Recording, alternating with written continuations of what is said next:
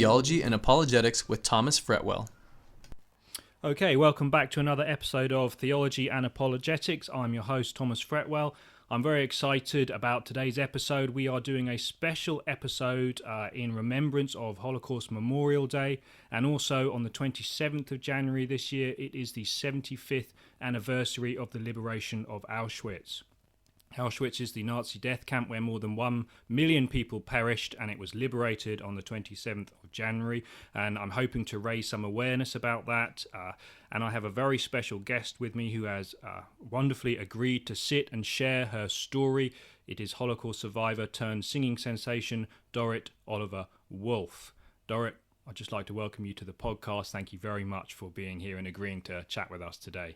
Thank you very much for inviting me. No problem at all. Now, before I want to talk about your book, I want to talk about your story and have you recount some of these things to us. But before we begin, let me just read to you a few statistics that were done by various different trusts. And I'd love to just get your thoughts on these. So the first one is a UK, and it says this: 5% of UK adults do not believe the Holocaust took place, and 1 in 12 believe its scale has been exaggerated. That's one survey. And then a survey from in the States. It says 2/3 of American millennials surveyed in a recent poll cannot identify what Auschwitz is. 22% of millennials in the poll said they haven't heard of the Holocaust or are not sure whether they've heard of it. Now, for me, when I hear statistics like that, I find it unbelievable in some respects, and it shows us, we've got some work to do, and we'll talk about your work in Holocaust education later. But I'm obviously a little more personally detached from the issue than you are. So as someone who's more personally involved, how do you feel when you hear statistics like that? Well, a proposition. They should invite me, and I will put them right. And I will talk to them, and I will tell them the truth about part of my life. So basically it is ignorance, and also if it doesn't concern certain part of the world, it's not them. It is those Jews somewhere else. And I think that where I come in here, and this is where I'm dedicating the rest of my life to it now, to educate people. Because this is a typical attitude, but it is not particularly their fault. Because the world is divided in them and us. And in this case, for these people, it is them, because it doesn't concern them. And one of the hopes that I'm kind of wanting to do this interview is, obviously, there are a lot of facts that people can learn in school, but facts are sometimes a little cold if they're detached from, the narrative, the story that they're part of. So I'm really hoping that through actually sitting down and having a conversation, hearing from you personally, we can encourage people to actually try and put these facts into a real story. I think has a much more impactful way of helping people understand what actually did happen. And of course, you have written a book that tells of your story, and I would urge everyone who's listening to this to go and buy a copy. The book is called From Yellow Star to Pop Star, and on the show notes we will have links to where you can get that. What's the story behind the book? What kind of caused you to write it at this stage in your life? Well, I didn't speak about it for a long time because I basically put all that happened in a little box and put it a little bit away, because for people like me who have gone through it, the Holocaust is not just on the 27th of January each year. To me, it's so much part of my life. I have to live with it, but I cannot live by it, because otherwise I would not have had a life. So you have to learn how much you can cope with. There are lots of people who just couldn't cope with it. I have decided at a very young age that I'm not going to be a victim, and that I'm going to be a survivor. And through being a survivor, I think that I am now ready to talk about it. I think it started when my daughter and my granddaughter bought a ticket to go to Budapest, because I just never wanted to never wanted to go back again, because it was just too many bad memories. And I don't know where in new statistics it says, but the Hungarian Nazis have killed more Jews than the Germans have. I remember reading that in the book. We'll mention a little bit I mean, about they were really and truly, they were born anti-Semites. For me, the Holocaust Memorial Day as such, it has to be remembered, because it must not be forgotten. When you just think about it, it is different if you kill a criminal, you usually punish them for what they have done. But the only crime that these Jews have had is to be born Jewish. Surely that cannot be a crime to be killed for, especially the children. Well, no baby was born with hate. Babies don't know what hate is. They cannot have done something so horrible that they deserve to die for.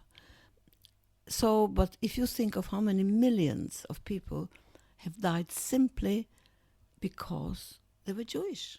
Let's kind of get into some of the narrative of the book, because there's a few episodes I'd like you to I get too excited. expand on, if that's okay. So let's kind of start from the beginning. So one of the first stories that stood out to me was the story when you first sort of had that realization that you were in fact Jewish, which is when the lady spat at you. If you could maybe just tell us a little bit about that episode in your life. So you read my book. I read the book very quickly, yeah. Not as quickly as my wife. She read it even quicker. It was that I was born in Serbia, in Novi Sad, and then I suppose it was Yugoslavia. And my mother and my grandmother they were Hungarians. So we lived in Novi Sad like everybody else, and as we were not religious, it didn't really, it was not sort of the primarily importance to say, good morning, I'm Jewish, or say, good afternoon, I'm a Christian. It was just not something that was on the daily menu to talk about it. Of course. So when the war broke out, it was very sudden. Belgrade was bombed, carpet bombed, and the whole city was burning. And my mother and I managed, with difficulty, to get out of the burning house. And all we had was our pajamas and nightie, whatever we had on. And it was in April. Now, April is very, very cold. Snow, ice, you name it. And the house was burning, and we were really frightened that we would burn with it. Eventually, we got out of the house, and there were about 20 people living in that building. And we were just, as soon as we got onto the street, we didn't have a choice in which direction we would go, because the people, it was like a stampede. There were human beings just running out of the city into the nearest forest. Outside Belgrade was a beautiful forest.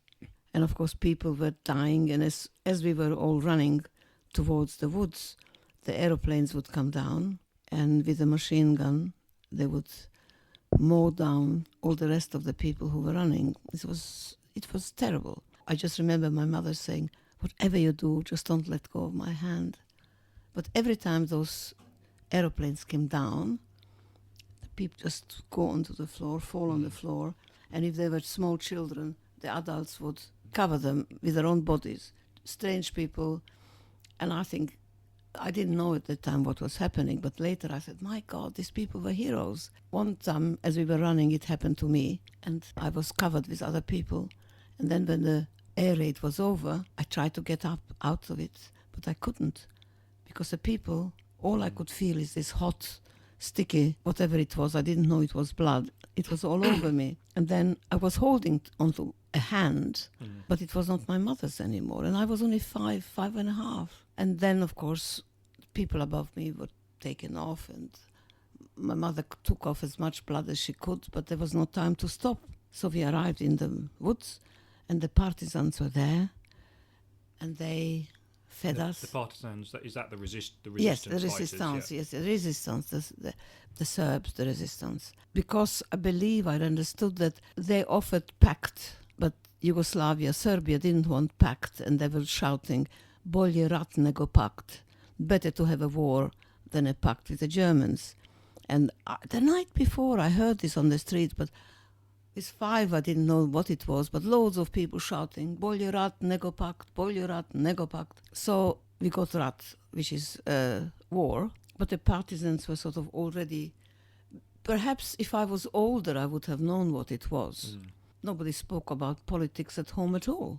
And and we arrived there, it was terrible, because you turned around and you saw this orange color. Whole of Belgrade was burning. It was quite beautiful in a way, but it was so tragic, because you see, in the eye of a child, ignorance is bliss. I keep on saying this, because you just, oh wow, it's like fireworks. And then my mother decided that we are going back to Budapest, because she was Hungarian, my grandmother was Hungarian, And Hungary had a pact, so they didn't have a war. And we walked back. The partisans gave us some blankets with a hole in the middle, so we wore it as a poncho. And then when we went through villages, people were very good and they gave us clothes, so we got dressed a little bit. When we arrived to Budapest, it was quite normal. As my mother got herself a job and we had a nice little flat. I mean, what was the atmosphere like in the sense that, did you let everyone know that you were Jewish? Or No, did nothing. We were just continuing. I didn't even know then, and there was nothing. I didn't know at that time. The bomb didn't choose bomb the Jews or anybody, everybody. It was murder for everybody. So we didn't know at all at that time what was happening. And then when we arrived to Budapest, as I said, we had a lovely little flat. My mother went to work as a teacher. She was a ballet teacher.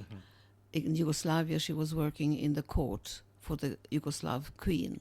And that's where I met King Peter of I Yugoslavia. remember that episode from the book, yeah. And it's very funny because I had an amazing little life because I was, through my mother's dancing school, I was involved in dancing. I think I started ballet dancing when I was 2 or 3. As soon as I could stand, I was a little show off already then. So we got into Belgrade, from Belgrade to Budapest. And Budapest, it has got the most amazing parks, really beautiful. And we went in the afternoon for a walk. And that's where a big woman, well, I was so little, everybody was big compared to me. She made a straight beeline for me. And she spat in my eyes, calling me Büdös Zsidó, which means stinking Jew, and was screaming and shouting. And I just, first of all, I had all the spit on my eyes. And my mum, she was a very small, well, I'm not big, but she was a petite woman, but she was a very feisty woman. And if anybody would have said anything against me, her daughter, she would have taken on That would be it. a wrestler. That would be it. She would just... But this time, I was surprised that she didn't shout, she didn't bite her or something. She just clinched my hand so tight. I tell you, I thought she's going to break my hands. And she just turned around, she wiped the spit off my face. And I said, Mummy, I remember it, just looking at her. She said, what is a stinking Jew? And she said, I tell you later. Let's go home. And on the way home, for a strange reason, I mean, we didn't have a car or anything. We walked or went with a bus. But everything changed after the spitting session. Suddenly there were buses with great big writing on them. Get rid of the Jews. And you would see some caricatures with people, long noses and hunchbacks and sitting on a pile of money. And they would say, they are stealing your money. Get rid of them. And death to the Jews. And it was announced that every Jew had to wear a yellow Star of David. Yeah. And as we went home, the tannoys, but on the way to the park, there was nothing. No, so after that incident, after you suddenly became aware of and, what was and my mother was walking faster and faster and faster. It became, we were practically running to get back to the flat. And as we got back to the flat, my mom told my grandmother what has happened. Okay. Needless to say, oh, if I was her, I would have beaten her up. My grandmother was crazier than my mother. And my mother decided we are not going to wear the yellow star. And then she reinvented herself. She bought herself a uniform as a Red Cross nurse. Yeah. And she bought a great big wooden cross. Yeah. My grandmother and me, we had a small cross. My grandmother was quite religious, and she thought if she wears a cross, it is going to burn her skin. But it didn't. It saved her life. And I was actually quite jealous that my mother had ginormous big cross. And I thought, maybe she's more Christian because she had. And I said, so the better Christian you become, do you get a bigger cross? So I thought, anyway, so we then decided, we moved from the flat where we were to a one-bedroom, poky little place in a poor area where people wouldn't be more invisible, if you like. But suddenly, Budapest changed. People changed. Everybody was looking at somebody else as to find, are you Jewish? And people became spies. It was like the fifth columnist. Everybody was spying on their own families. It became so I was a child and I didn't understand that, but even I could feel. Sense the change. You could sense that on my mother, my grandmother hardly ever went out on the street, but they wouldn't take her for a Jew because she was very Hungarian, and people say people look Jewish. Now people are more a melting pot, but in those days perhaps the Semitic look, I don't know. So we were hiding, and we very seldom went out, but we had to. So on the streets, it was horrendous. You could see how the great big lorries would stand and stop in front of the house, and you could see how they were shoved into this lorry. Some of the old people couldn't even go up. Yeah, there was one story I remember in the book that you were watching from the balcony or something, where you and the soldiers were just throwing people into the back of the van. But the way my mother, she was very quick and very courageous. So we would have to walk around because we were homeless basically. We didn't have any coupons for food either. So as she was dressed up in this nurse's uniform, I had to have a bandage around my face. And if she really wanted to make it look very authentic, she would then cut her little finger to put a little bit of blood. On it, and then and of course the streets were absolutely full of cordons of civilian fifth columnists who would just ask for your papers. And if you didn't have the right papers, as soon as my mother had this sense, as soon as she saw somebody like this, she would go up to them and she says, if you're looking for any papers, would you like to check mine?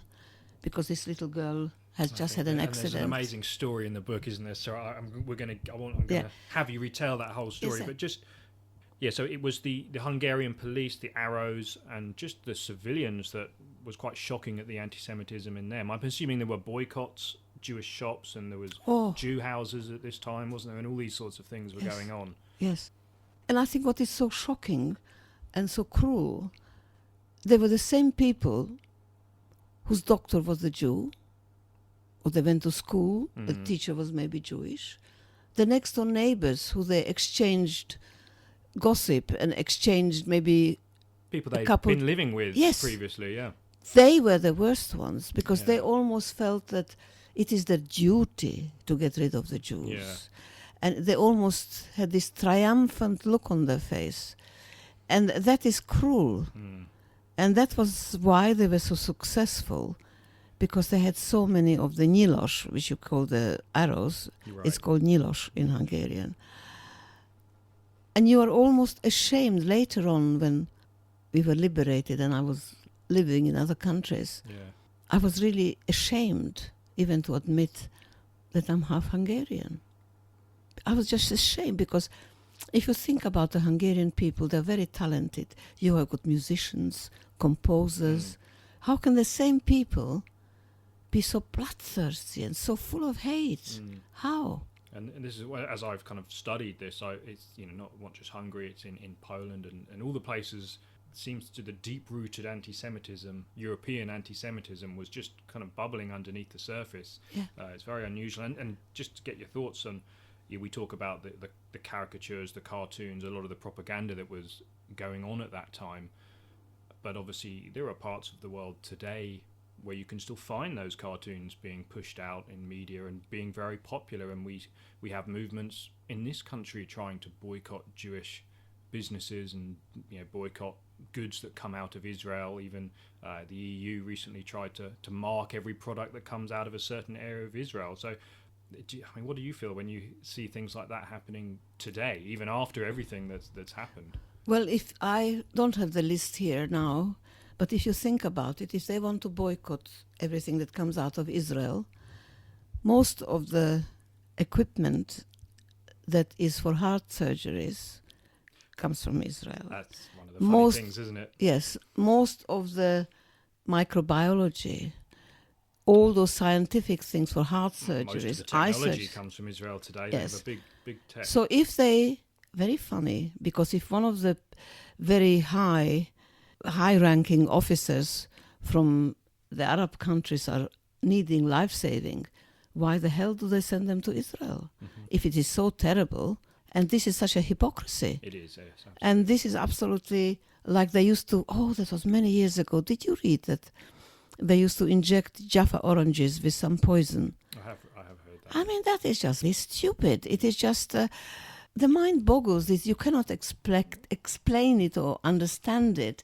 And if they want to boycott it, as I said, they take out all the good things. So what do they want to boycott? Me too, yeah. I've even seen pictures of boycott rallies where they are sitting on their computers that were actually manufactured in Israel. It's just idiotic, really, isn't it? But let's go back to the story. If we went out for dinner, you and I, we wouldn't eat a spoonful because the meal would be cold before we got there. But I love dinners like that. Well, although I do like the food too, so I have to admit. I'm a good cook. Yeah, well, there you go. Well, maybe something for the future then, Dorit. If I could jump, there's just another story that was so hard to read but really stood out. It's kind of one of those ones that lingers with you after you've read the book, and it was the story, I think you're in a block of flats with the mustard tiles at the bottom, and you just described this beautiful girl running up to you, and you're obviously very young, 5 or 6 at this age. No, I was about 7 by then. 7 were you at this really time? Old. And she obviously doesn't want you to see what she's going to do. Would you be able just to At that time we had to leave. We were again trying to find where to stay, and we lived on the 5th floor, and there were about 5 different families. I think there were about 4 rooms, and each room had a family. And we were all, I remember there was this old man who was coughing all the time. But we were maybe about 20 people in a 4-bedroom flat. And it was on the top floor, so it was quite incognito. And I was told I was the only child, that I was not allowed to go out, whatever happens. And a child is a child. I wanted to go out of the front door, so I had a piece of chalk, and I would draw something on the tiles, and suddenly I heard this footstep running. I left my door ajar because I thought my mum is going to kill me, because I was such a good girl, I so disciplined. But I just thought, nobody will see me. And then suddenly I hear this running up the stairs. And then there's this lovely girl. She was about 15, 16, long, beautiful hair. And she was very out of breath. And she said, "Can you get me a glass of water? Quick.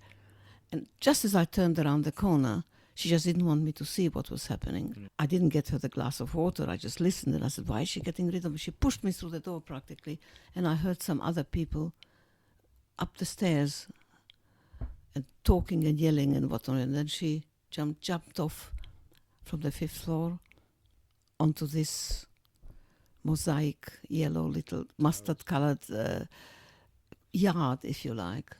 And then the soldiers came up, 2 of them, with the bayonets. And then they just looked down. We are too late. And I could see this all there, but I had to shut the door so that they couldn't see me, because obviously I knew there was something wrong. And then I looked down when they were gone, and she was lying like this there, and you could see some blood there. And later on, I told my mom and everybody, and so we one by one we went down to have a look, and it had a tiny little dent in that mustard-colored mosaic there.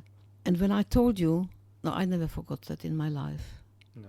So she rather got killed. And then, oh yes, I forgot to tell you. And as she jumped down and the soldiers came up, I ran around the front to look out of the window. And I could see downstairs from the opposite house, there was a big lorry. And the opposite house had a big yellow star on it. That was a Jew house. And a Jew house, if there was a official Jew house, then the SS and the soldiers, anybody could stop and just empty it and just put them into gas chambers or whatever they wanted. And of course, this girl, just as she was supposed to be taken away. She just legged it. Decided to run and as I said, but I don't know whether I'm preempting it or not. You asked me how I came to write the book, or that's not yet there. Yes, I asked you that at the beginning, yeah. I never wanted to go back to Hungary. No. I couldn't talk very much about it because it was very painful.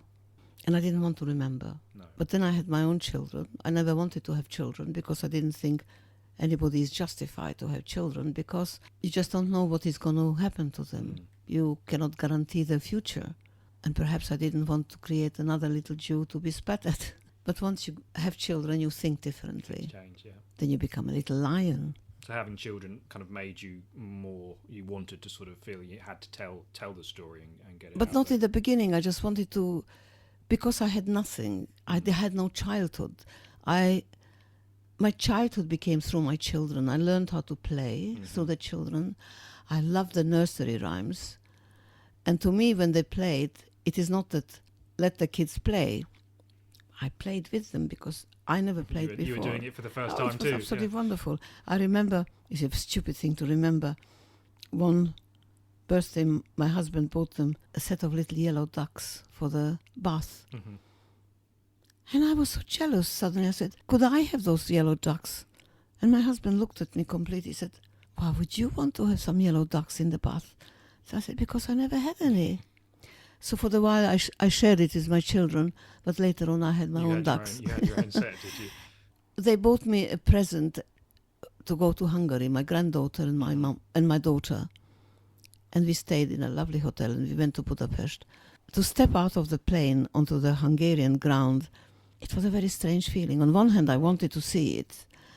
On the other hand, I said, I promised I'd never go. But I couldn't say no. They bought me these tickets and I thought, well, so we went, and I remember a lot of Hungarian, but apparently the taxi driver was the first victim with whom I spoke Hungarian.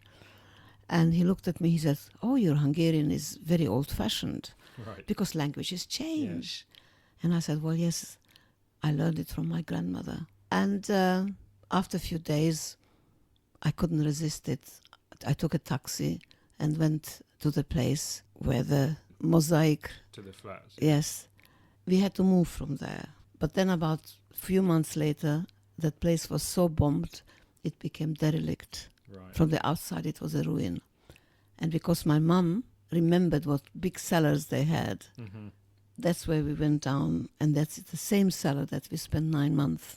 At the end of the war, you spent oh, right, okay, Yeah. that's the same Not, setup. it is just during the war, towards the end. Yeah. That's where we stayed 9 months without. Right, that's that. So, without 'cause I was water, gonna yes, mention yeah, that yeah. At the end. So that house has got, and I got out, and there was the same as we got out of the taxi. My stomach went into my knees, but I went in, I walked in, that yellow mustard-colored mosaic floor. thing, the dent was still there. The house was completely different because the young couple came out and said, they obviously saw us and we spoke English. What are you doing here? I said, the place where you live. I used to live there. Would you like to come in and see it? I couldn't. And they had a little baby. They were very, very, very, very poor. Yeah. So I gave him the money. They were thrilled. Would you like to see the cellar? He said, I've got the keys. My daughter and my granddaughter, they just stood there. They said nothing. And you see, that cellar had this very long windows and had these bars on it. That's where we could see the Nazis' boots walking up and down. And I was just sort of, I couldn't go down because not only I couldn't go down, but the sole of my shoes grew roots. I couldn't move. Couldn't move, no. I couldn't move. I couldn't even talk. And I thought I'm going to be sick. Yeah. Anyway, when I sort of got, I said, thank you. And we left. And I think it was my granddaughter said, Nanny, you are so white. Are you all right? I said, yes, I'm all right. Just let's get out. Just let's go. And then I decided in the taxi back to the hotel, I'm going to write about it. Right. I think so it was that moment of that's the moment when I confronting said, the past in that respect. Yeah, that was it. I've got to do this well. There's another episode. I want you just to tell the story of the Christmas tree, because that's another one of these things that just stood out after. That is one of my people like it best somehow. As I told you before, we had to be mingling among people, not to be standing out. No, of course. And bus stations and railway stations were the most popular place where people would go. No, needless to say, we never carried anything with us because only the refugees and the homeless people carried clothes with them. And that would be very suspicious. Yeah. because it was so cold and we were so hungry, my main diet was roasted chestnuts. They were very, very cheap. They were very nourishing. And my frozen little hands would hold on to them until they were warm. So I usually ate cold chestnuts because I wouldn't... Transfer the heat to your hands, yeah. And it was Christmas Eve. And for some reason, even in the middle of the war, there was such a buzz around in the railway station. It was called Keleti Pálya Udvar. And you could just feel people were rustling and bustling. Everybody was running to get home. It was a different atmosphere. And suddenly, out of the blue, that's what they did. The specialty of the SS and the Nilosh, the Germans and all those, the minute of surprise, because they would surprise people, they would appear from nowhere. That's where most people were caught. And from nowhere, there were all those police whistles, and from all the different directions, suddenly, the soldiers appeared with dogs. In those days, they had Alsatians. Yeah. And suddenly there was everybody in that cordon. It was actually a death trap. Now, again, my mother was always wearing her nurse's uniform. Red Cross outfit, yeah. And I was usually walking with a bandage around my face, enough holes to be breathing, but you breathe through your mouth. This was one of the other occasions, and it was already getting a little bit dark. Christmas Eve.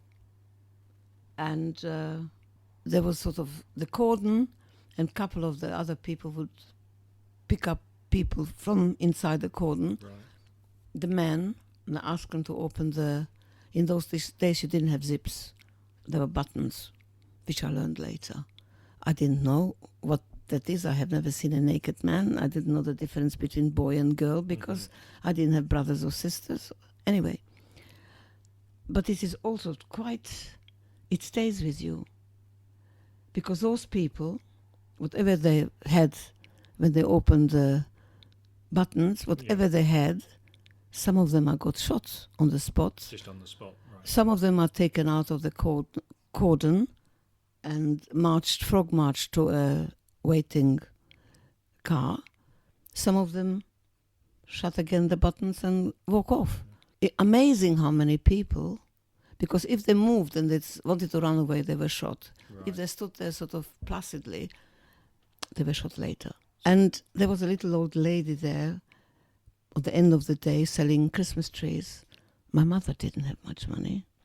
And there was a tiny little twig there.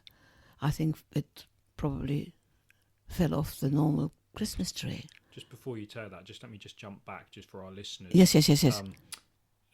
What I'm assuming the soldiers were checking for then was if the people were circumcised, who were shot immediately. If they made a move to run away, they'd be shot as well. Yes, but so for me, later on in life, once I knew what it was, but at that time, I was only a little girl. You didn't know what was going on. Yeah, no. I never even knew that there's a difference between a girl and a boy. Yeah, of course. So, I just wanted to clarify. Yes, please. So your mother saw the yes. someone selling Christmas trees in the station. And as I said, she didn't have any money, very little. And as she was in this nurse's uniform, this was like the key, open sesame, because it was just the magic answer to everything, her uniform. Mm-hmm. It was really like a godsend, if you like. And she went over, she said, well, what is the cheapest? I remember her saying, I need a little Christmas tree. Oh, I said, I think my mum had a few pennies. She said, is that enough? And she gave her a twig. But the cordon was so big, we were inside the cordon as she was. So as soon as my mother had this twig in her hand, she walked over to this soldier. I remember he was... Things that you remember as a child stay with you. I don't know what I had for lunch yesterday, but I remember that. It's a long-term memory. It's a funny thing, isn't it? And so he was a fat, red-headed soldier, and my mother went up with this little twig, and he says, oh, please, he says, could you check us first? Because I'm on duty tonight, and I would like to light the candles and pray to Jesus with my daughter before I go off for my night duty. Oh, he says, my dear sister. And I was shivering there. And my mother's was shivering, but she didn't. Oh, she was so gutsy, my mum. She was only in her mid-20s. Oh, yeah, she stands out in the book as an amazing character. And he, of course, my dear, he says, may little Jesus look after you. Patted me on my head. Have a happy Christmas, my darling. We are not looking for decent people like you. We are looking for the stinking Jews. Because in Hungarian it was just the saying, "Büdös Zsidó," which was like, it was not enough to see the Jew. Mm-hmm. It was the stinking Jew, the bloody Jew. So it was always a superlative to going with a Jew. And I just remember my mum again. I mean, I'm surprised that I don't have broken fingers. I was going to say, yeah, she grabbed your hand again. And we wanted to run, but my mum's, no, don't run, because that would be suspicious. It was very clever. It was very quick thinking. And then, you see, we had that Christmas tree, and also holding the Christmas tree was full of prickles. Well, what did it matter? And just as we went, we were sort of about 10, 20 steps already outside the cordon, because there's an archway, I remember that going through. And you look back, and there were hundreds of people in that death cordon of death. And you thought, well, at the time I didn't. But later on, I thought, these people, it was a death trap. Yeah. And each time I said, later on you could think maybe God saved us. My mother believed that. I just couldn't understand. I just flew, I just did whatever happened. And so many times it happened again and again. The book is just amazing. It's a roller coaster of emotion and narrow escapes. We mentioned like the guard there, you know, we're looking for the stinking Jews, and you get sort of confronted with just the callousness of how normal they were to some people, but how direct they were, the hatred towards the Jews there. And you know, we mentioned that about the soldiers from the other countries too. One of the things though that again stands out in the book is you do meet some sort of exceptions to the rule with some of the people you meet. I'm thinking of the actual, was it, you were in Pex, I believe, is that how you pronounce it? In Page, yes. He was the Inquisitor. You call them Inquisitors? The Inquisitor, yeah, okay, yeah. My mother worked for the underground, and I think this is one of the reasons why we got addresses where we could stay at night, because my mother would suddenly get a little piece of paper from somebody, and surprisingly she always chewed them and ate them again, I remember that, which I just didn't understand. And one day I said, could I have a bit of it? And she just looked at me. Of course not. No. So these were safe houses basically that she had on paper, and resistance. So when we went to Page, I didn't think they picked us up because being Jewish, but they frog marched us down. One of the soldiers who was having the bayonet ushered my mum into this room, and I was ushered to the seat on the window seat. And I could see the door was ajar, and I could see one chair where my mum sat with a spotlight on her. But then again, what was very strange, the door had like a quilt on it. Right. I didn't know that was for being not to hear noise. And my mum, she was white. And this man kept on writing and writing and writing, and never acknowledged, never said nothing, just, I don't know what. Again, you as a religious man, you will perhaps believe it was sort of a... divine providence in some respect. Yes, because I was a little girly. I was 7 then. But I was very small by nature and by not eating. And I went up to this man, and he had a picture frame, and 2 little girls smiling.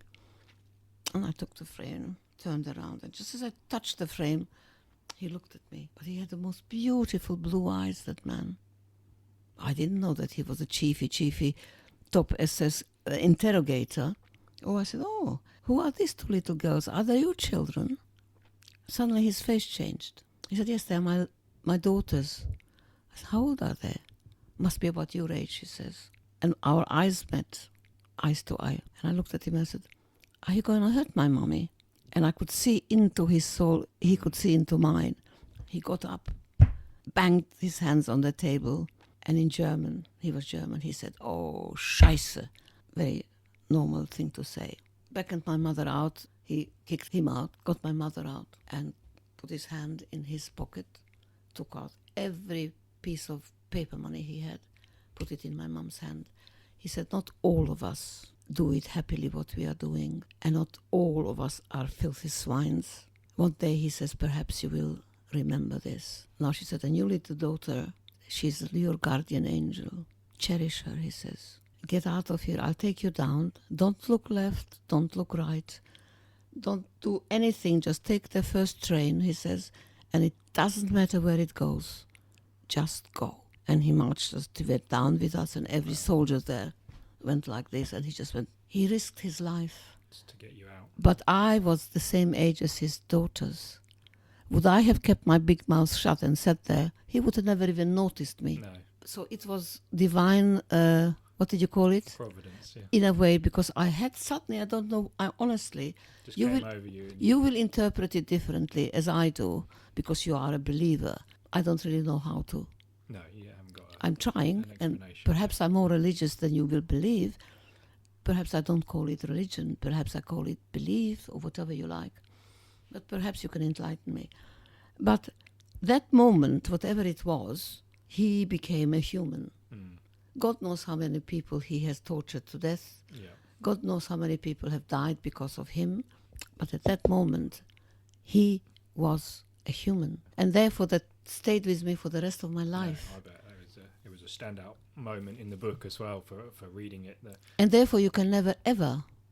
He is the reason that I went to university to Germany, because I didn't want to have anything to do with anything that has been German No, or anything like this, understandable, or the Hungarians.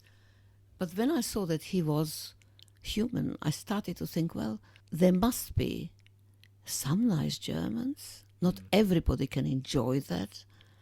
And I was right. Yeah, And I like to believe now that there are lots of nice people. absolutely. You just have to find them. I want to just jump forward. So you mentioned briefly that you spent 8-9 months in a cellar, sort of. Was that near the end of the war? Yes, Yeah. yes. And then after that, so that was, you didn't go out at all. As long as I read it, that was a horrible. That must have been a terrible time, trapped in that cellar until the end of the war. And then after that, was that sort of when it was being liberated? Yes, the Russians liberated us. Yeah. And the Russians were actually the first liberators, not the British, not the Americans. No, and it was the Russians who liberated Auschwitz. Yes, They were I the believe first so, ones, yeah. because I think the first one who came into Budapest, they were the Russians. That was quite amazing because, I mean, they wanted to give us food and they gave bits and bits, but of course some other people were just devouring whatever they got, but by that time, I was 3.5 stone and I lost all my hair. Right. I had pleurisy and pneumonia, and I couldn't stand because I was too weak. Right. And also my stomach shrunk to such a tiny little So you thing. couldn't eat much even I when couldn't you had even, it, yeah. I couldn't, because for some reason, my mother's brother, he was taken into a concentration camp.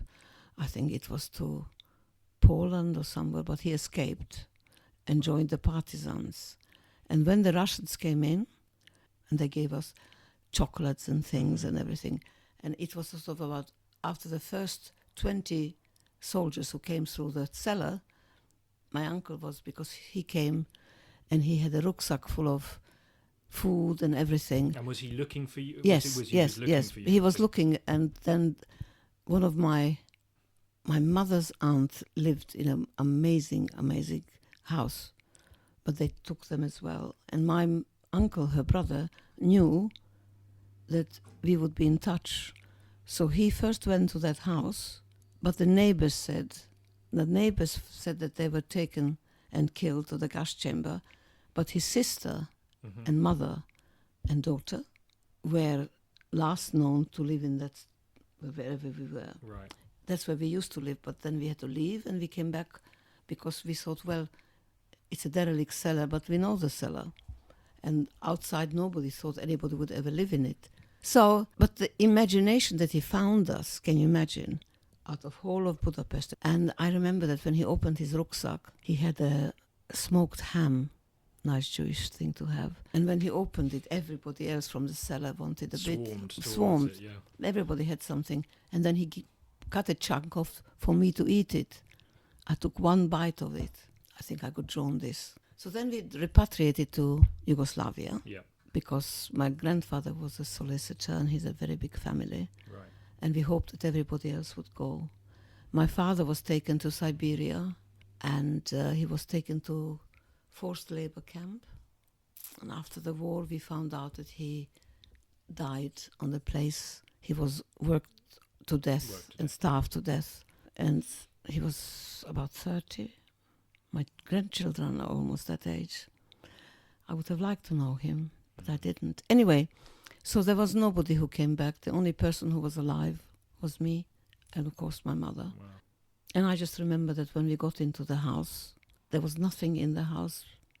It was pilfered. So my mother got very angry. That's how I knew her. And she got a couple of partisans with guns given to her because she was a hero. Yes. She was a war hero. And she went from house to house And collected up every... and collected from the grand piano Yeah. to the paintings, to the settee. Amazing. And the neighbor said, well, we are just looking after them for you. Of course.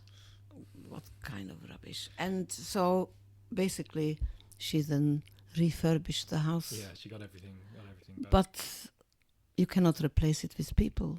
And Can I jump forward a little bit now? There's a chapter about it in the book, but it was 1948 and you emigrated to Israel with your mother? Can you Yes. and you went, and that was that the end of the British Mandate period? Was it it will be, still we were actually the first people to go there. one of the first boats Yeah. that was allowed to My dock? uncle and his wife and his two little children, they were the first one who go with my grandmother. And because they were already there and they had a little shikun. You know what a shikun is? No, what's the shikun? It's a little house, Little house, okay. but it is prefabricated. And my mother and I had to wait for the visa and we followed her. And I was on that ship called the Radnik, Mhm. which means in English worker.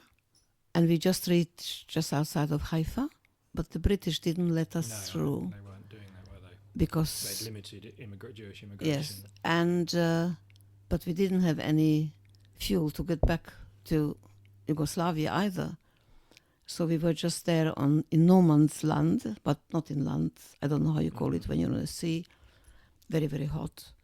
And I think there were about 1,800 people, and most of them were children. There were sort of about over 1,000 children with the parents. Suddenly we ran out of water. The kids got dysentery, and we were 7 days on that ship, but they didn't let us through. So on humanitarian grounds, I said it was UNESCO or whoever they let us in to Haifa. And it was just quite amazing because on the quay in Haifa, you could see all these blankets Mhm.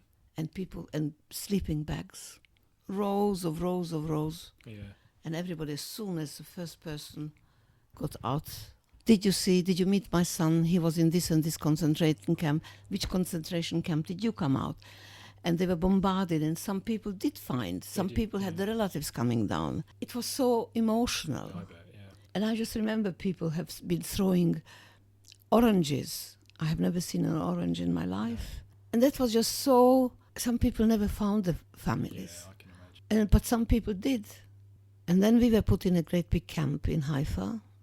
And that's where I saw there were black Jews, there were Chinese Jews, there were Jews from Yemen. Mhm. I thought all Jews came from Hungary. Yeah. And we got out after a few days because we got to my uncle because he was already... We were Olim Hadashim, new refugees. And it was just wonderful. Everybody was Jewish. But I had a very funny incident, and I don't know whether we'd like to know it. It is Yes, come sad on. and funny Enlighten in the us, same Dorit. time. Now, to me, a Jewish letter, Jewish writing was the Bible, which was holy. And when we arrived into this camp in Haifa, we had tiny little toilets were small little canvas tents Cubicle things, yeah. with a little hole in the ground. And down from there was no wood there, cut up newspaper, so a string that was Yulu paper. But they were all in Hebrew letters. And I went to do what I needed to do, and I was looking for the toilet paper. And this was this cut up Bible there. I couldn't use it. Ran to my mom. I said, Mom, I cannot write my bottom on the Bible. This is holy. Yeah. Well, of course, the whole other people just laughed about it, explained, no, it is not holy. Everybody writes like It's this. just a newspaper. You know, Yeah. but I mean, that was just so very, very funny because, of Is that course, because you'd only seen Hebrew or yeah. like this is a sacrilege. I can't yeah, write my and you weren't bottom. religious. That was, You know. So that was one of the funny things in life. And how did you because we talked about it a little bit before the interview, you enjoyed your time in Israel, did you? It was wonderful. In the beginning, I was tapping people's shoulders and say, excuse me, are you Jewish? The road sweeper, are you Jewish? Yeah. The bus driver, everybody. It was just wonderful. And nobody tried to spit at me. Nobody looked at me with that hatred or wondering, is she Jewish? It was just like being born new. Yeah, so I mean, I find that fascinating because a lot of the stuff I'm engaged with in the political realm and things like that, you see the just the objections that people have to the Jewish nature of Israel and as the Jewish state. But when you hear about the origins and people like yourself coming from that, you see the need for You see, Israel. if during the war and if the upbringing of the ghetto makes people into a different kind of person. They are brought up to be grateful, to breathe the same air as the Gentiles do. They are very subservient. They very much try to be accepted. They are sort of a kind of people who are quite afraid of confrontation. If during the war, of course there were some people who were brave, but they were criticized by the religious people. You can't do that. So some people rather got killed. If there is a fight, I will die, but I will at least take one of them with me. That's how I used to feel. Yeah. And this is the tragedy of the Jewish upbringing, because so many of them had the ghetto psychosis, and it takes generations to get out of it. That's why most of them became doctors or lawyers or bankers, because they wanted to be better. They wanted to compete with the Gentiles. And if you're a doctor, that has got cute, those people will come to you. So they wanted to create, and they were clever, and they were ambitious. They changed their own class, assimilating. And were you in Israel for the War of Independence? Were you... We were about the first people there, because I was on the end of 48, and in the beginning I said it was the birth of Israel. Yeah, yeah. Fantastic. Yes, it was an amazing time. But you see, it is again, people were said you were given Israel. Samaria, and it was Palestine. There was never a Palestine as such. Palestine was invented by the English, if I'm right. They ruled over the region that was partitioned off, but originally it actually went back to the Emperor Hadrian in 135. Exactly. He renamed it Syria Palestina Exactly. to insult the Jews You at know. that time. Yeah. So the Jews were there for a long time, but they lived quite happily together in a way. Mm-hmm. And then I believe that they wanted to create the state of Israel in the middle of Africa. That was one proposed, Uganda, I believe. Exactly, yeah. That was proposed at one point. Yeah. The early Zionist movement. Yeah. So they were given a tiny little piece of land, which they worked. And they made miracles, because out of the sands, they made arable land. Made the desert bloom, so to speak. Now, if I have a house, it's mine, and I bought it, and I work for it, I will defend it. Now, if the people would have learned how to defend themselves during the Holocaust, I don't see that all of them would be saved. But a hell of a lot of people would have been saved. Or at least they would have taken few of the bastards with them. The whole mentality of the Jewish people in those days, they were frightened of their own shadow. And now they got Israel, something to fight for, and now everybody hates them. So if you are knocking on my door and you would like to have a piece of bread and I have it, I share it with you. If you, on the other hand, come breaking through my front door or throw stones at my window, even at my age, I will not tolerate it, because it's mine. I will share it with you if you are hungry, but you have no right to come into me. I'm not coming into your house. And now the whole world has changed because they were very sympathetic towards Israel. And now it has totally changed. The way they phrase it often is that in the early days, Israel was considered to be like David up against Goliath after the Holocaust and as a fledgling nation fighting the War of Independence and the Yom Kippur War and everything. But then now it's sort of flipped. And Israel is seen to be the Goliath, exactly. bullying the David in that respect. And it's a really inverted state of affairs. If I may tell you a very funny story. Yeah, sure. I have got an acquaintance who is very anti-Semitic. And I used to be with him in a writers group. And he's some kind of a actor or something. And he kept on sending me videos, what the Jews do to the Palestinians, and very, very pro-Palestine, and very anti-Israel. And then he sent me a video where a soldier is picking up a child and beating it. And he said, you see, this is what the Jews do to the poor little Arabs, and they torture children. Now, the Jews might do lots of things, but children, they will never, ever torture. It's just not on. And this is what they do. So I picked up the video and I made it really loud. It was not Ivrit that they were speaking. It was Arabic. But that ignoramus straight away said, and God knows how many of those videos went around. A lot. I've seen a lot of them, yeah, unfortunately. And I thought to myself, excuse me, that soldier is swearing in Arabic. Yeah. And the child is probably his own child and he's doing it just for the camera. And this is, and what kind of humans would put their own children as a shield? They're saying they're killing the children. But of course, behind that shield is probably one of the top leaders. But they put the children as shield. Well, what should the Israelis do? Yeah, no, nothing. I mean, I deal with those issues a lot, unfortunately. And so this is such a misrepresentation. And all those tunnels that are being... I have not seen any of the United States, United Nations, stopping those tunnels. No. Have you? No, they tend to pretend they don't exist. I know, probably they are selling them the plaster to make it harder. It is just unbelievable. It boggles the mind, doesn't it, yes, sometimes? Yes. The double standard and the demonisation that goes on in those issues. That's another issue. We could spend a whole episode talking about that Let's sort of make stuff. a new date. Now, we must wrap this up. I want just briefly... Obviously, you're a survivor. You choose not to be a victim, and there's a lot of hope in your book, and it's a wonderful story to read. But that's not the end of your story. You went on to have a successful singing career, and the back end of the book sort of charts your travels across Turkey and Greece and various different places, singing in clubs, and until you ended up with a recording contract. And of all places, you actually ended up being a pop star in Germany. Yes, it's quite amazing. It's just boggles the mind now slightly.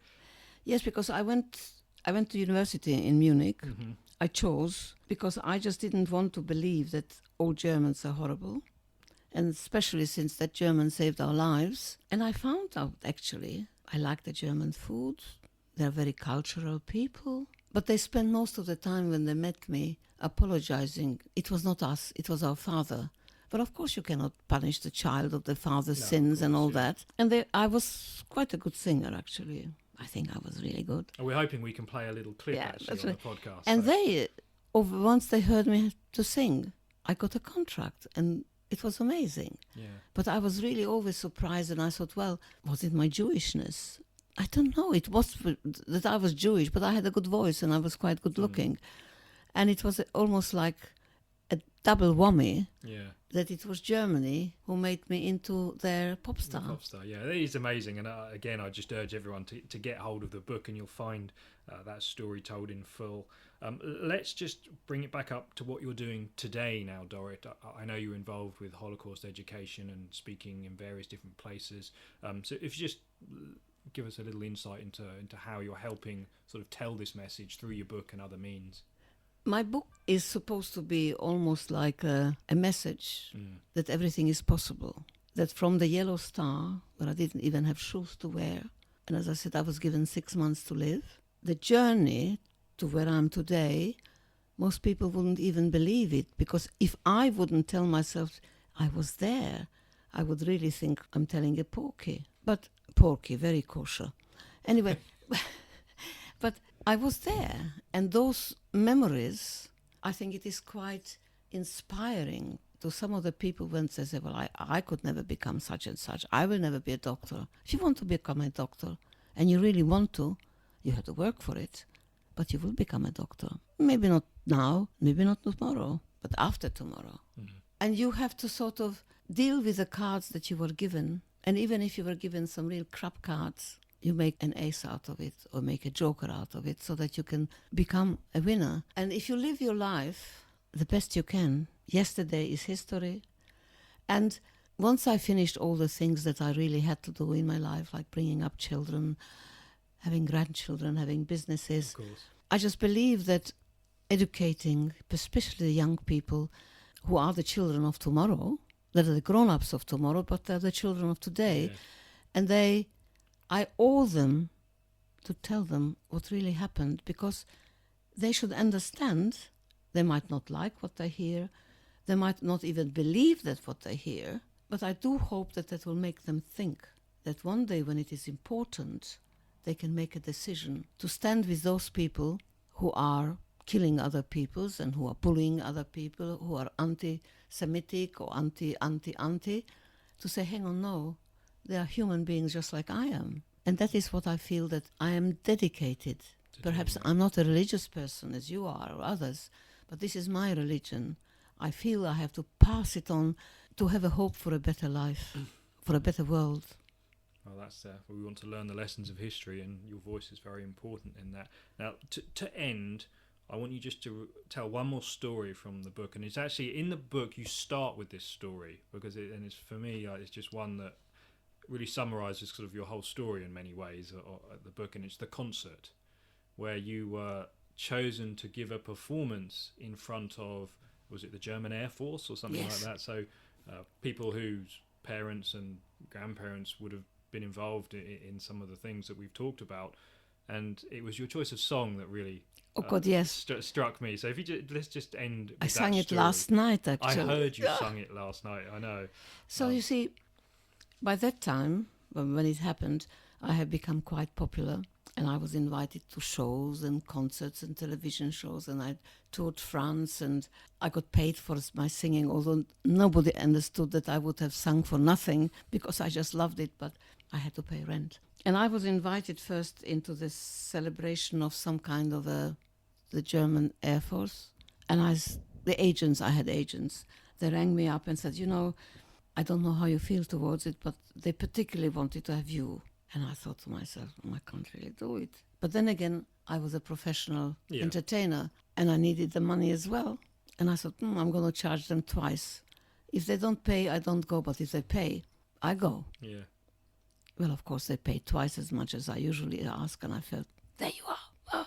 And I accepted it. And I think it was in Bremerhaven, if I'm right. Bremen. And it was such a posh do. They had red carpets out, and through the curtains I just watched the people come in. The ladies, my God, did they have some elegant clothes and tiaras and pearls. It was all glitz and glamour, was it? All glitz and glamour. But when I looked at the gentlemen who were accompanying them, they had uniforms on. Exactly the same bluey-grey uniforms like the German soldiers did. Suddenly I choked. And they had medals on, and they had boots on, and they came on the red carpet. There were all sorts of tables there with candelabras, and it was. But as soon as I saw those German soldiers coming in, it was just like a flashback. A flashback, and I said, I can't sing. I come out on the stage and I can't sing because this was suddenly not a public. They were the German soldiers, and I was a little Jew. But eventually I did go out, and they already came with, whether they knew that I was, well, they must have known. As soon as I arrived out of the stage, my name was allowed, I had a standing ovation. And then I sang my usual songs, blah, blah, blah, blah. And then I thought, and again, I don't know what made me do that, but every now and then I have got this, what did you call it, something invention? Divine providence. Yes. Suddenly something came and I said, and now for my final song, I'm going to sing you my very favorite song. It is an old Hebrew song. And I thought everybody's going to go like this, but they sat there very proudly sitting there. And this is Havana Gila. And the way I sing Havana Gila, I started color voce, almost like a rabbi. I started to sing it very emotional in color voce, and then it goes into the rhythm. And I started singing it. And then as soon as the rhythm section came on, they all got up and started to clap in rhythm to the Havana Gila. Wow. I had tears in my I was going to eyes. say that must have been quite a sight to see the German soldiers. And I just felt on the end, because that was the last song, and on the end I just felt myself, I put my arms up like this, and I thought, I made it. Yeah, You didn't manage to kill me, you killed all my family. But I'm joking now. it's okay. And that was such a triumphant moment. It was almost all of the time that I have had this terrible, terrible childhood, which I didn't have. All in one, I just suddenly felt, I made it. Yeah, well, they have To get the German soldiers getting up in the uniform, clapping to Havana Gila. Must have been a very surreal moment for you. Yes, right and then. I get goosebumps now if I think Thinking about it. I did reading it, actually. That was the book immediately, because it's a song of Jewish celebration, isn't it? Yes, that song. and last night we had our own Holocaust Memorial Day here in Eastbourne, and the organisers have twisted my arm, and one of them was Evenu Shalom Aleichem, which means we brought you peace, and this is what the prisoners felt when they were just being liberated. They hardly could stand. But as soon as they were liberated, you should have seen them sing and dance and kiss each other. And that's why I thought it was an appropriate song to sing.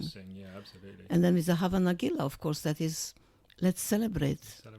Let's rejoice, isn't it? Yeah. It rejoice because life is too short. And whilst part of me has never left the Holocaust, it is just like if you had something on your shoulder burnt into you. It's always there, yeah. But part of me is rejoicing every day. The freedom. Freedom is a very important thing to be. To have the freedom to come and go and be in charge of yourself. Yeah, absolutely. Very few people have got that privilege. That's good. Well, I love that story, and it reminds me of the expression in Israel, the people of Israel live, they say often, don't they? It's sort of thinking of you with your arms up in front of the German soldiers singing that Hebrew song is amazing. And I just want to say thank you, Dorit, for sharing your story with us. Again, there's so much more that you could tell. You've got your book. I encourage people to get your CD. There'll be links, and I'll make sure I direct people to the right places on all the notes that we do for that. But thank you very much for It's a taking the time. privilege to ask me to talk, because I enjoy the fact that there are people going to listen. And as you know, I'm a public speaker, and I'm very happy to speak and give my talk. It's been a pleasure. Thank you so much. Shalom.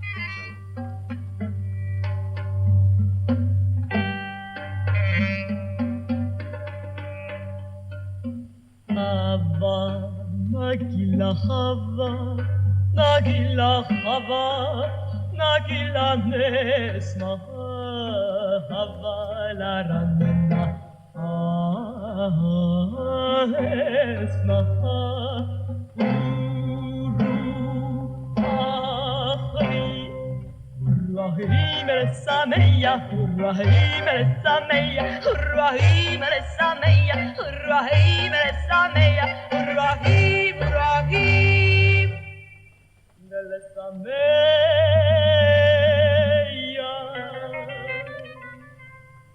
Hava, Nagila Hava, Nagila Nesma, Hava la Ranna, Esma, Uru, Achi, Rahim el Sameya, Rahim el Sameya, Rahim el Sameya, Rahim el Sameya, Rahim, Rahim el Sameya.